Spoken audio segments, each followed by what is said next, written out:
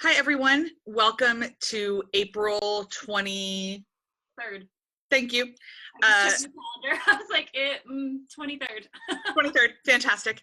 And there are two very important things happening in the lives of the good doctors this week. One, we're seeing Hamilton on Sunday. That's the priority. I think that gets the top of the list. Yeah. So I have dubbed this Hamil Week. So don't be surprised if you see some Hamilton-themed content across our social media. But the reason we're talking today is that it's also the premiere of season 2 of The Handmaid's Tale on Hulu on Wednesday night. That is right. And we are not as excited about Hamilton, but very excited about that. Very excited. And also a little bit nervous because for those of you guys who don't know, this departs from Margaret Atwood's seminal work. So whereas I, as a reader of the book, had some idea where season 1 is going, zero clue.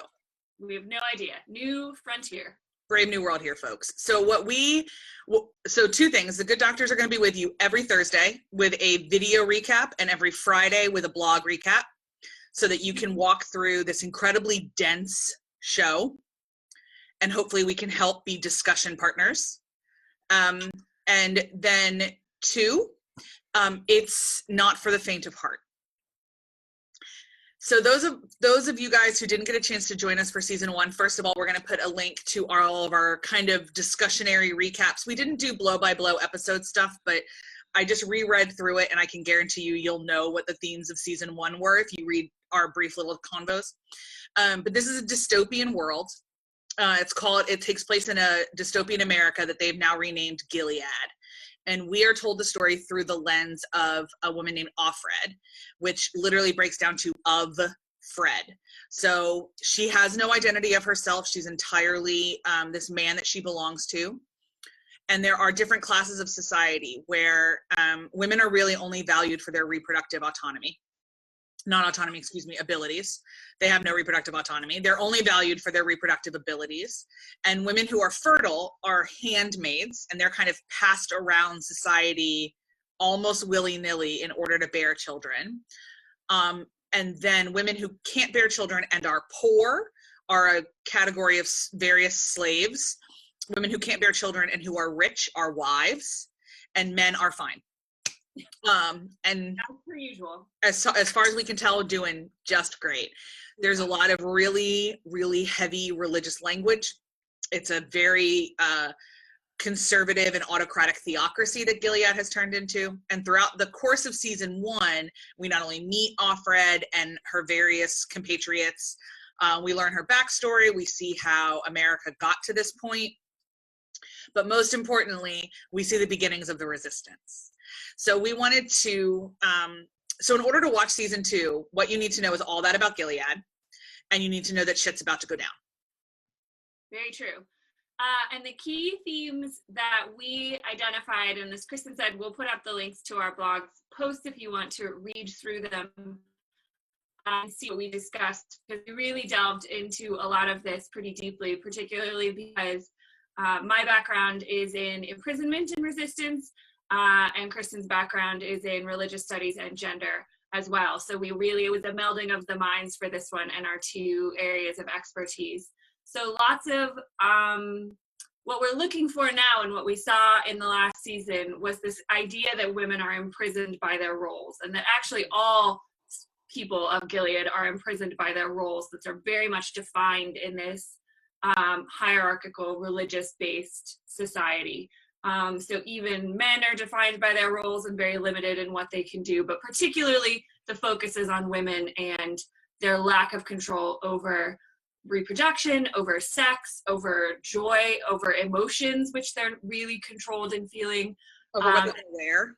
Expressing, yeah. So they're controlled in a myriad of ways, from behavior to socialization to dress. All of these things are a way of restricting them. And then we see bits throughout the season as Offred / June starts to resist against this. Sometimes it's really tiny ways, by giving food or saving food or taking food. When women have been punished, other handmaids have been punished.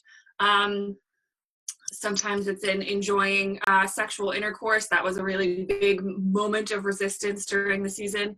So we're looking for that going forward. We know that spoiler alert, her husband is alive and in Canada. So she's trying to find him in this, as well as we get to see what it's like to live outside of Gilead. So we don't really know what's coming. Offred gets into some really big trouble, and so do all the other handmaids at the end of episode 10.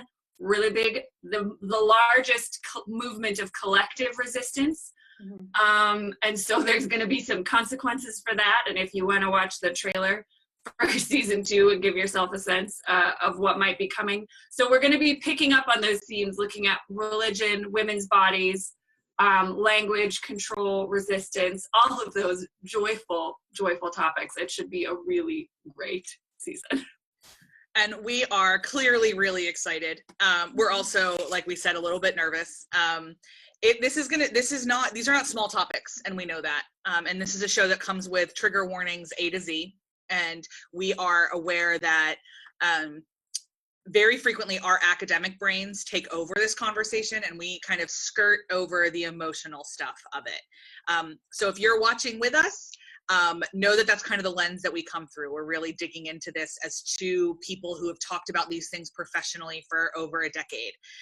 So if you're looking for a conversation about how awful these people's lives are, you're probably not going to find it with us, because we accept that as a, yes, of course, their lives are awful.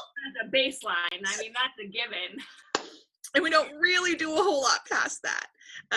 However, if you're looking for a book club of the Handmaid's Tale TV show, we are your gals, and we can't wait to walk through this with you. So, signing off from Abby Research, this is Dr. Donnelly. This is Dr. Hinson. And we'll see you on Thursday. Bye. Bye.